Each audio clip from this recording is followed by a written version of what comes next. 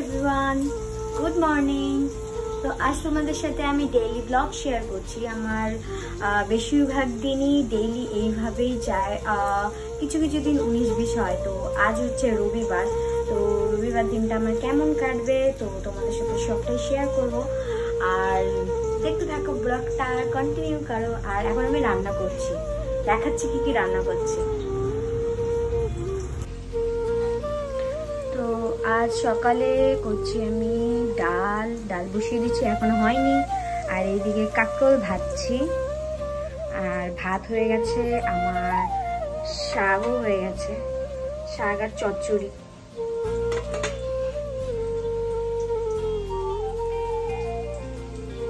তো আজ আমার বরের একটু আলু ফুলকপি ভাজা খেতে ইচ্ছে হচ্ছিলো, তো সেটাও ভেজে নিলাম।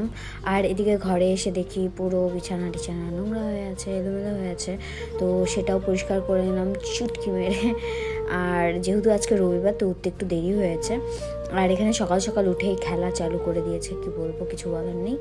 তো তারপর সকাল সকাল খাওয়া দাওয়া করে নিলাম।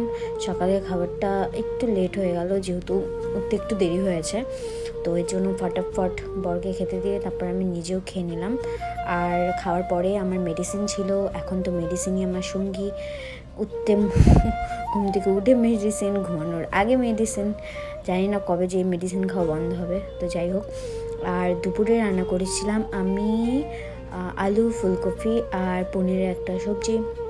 তো এখানে দেখো, আমি আমার বৌদির বাড়ি থেকে একটা ছোট্ট অ্যালোভেরা চারা নিয়ে এসেছি, সেটা এত সুন্দর হয়েছে কি বলবো। আর এখানে আমার একটু জামা কাপড় ছিল, তো সেগুলোই ধুয়ে দিলাম।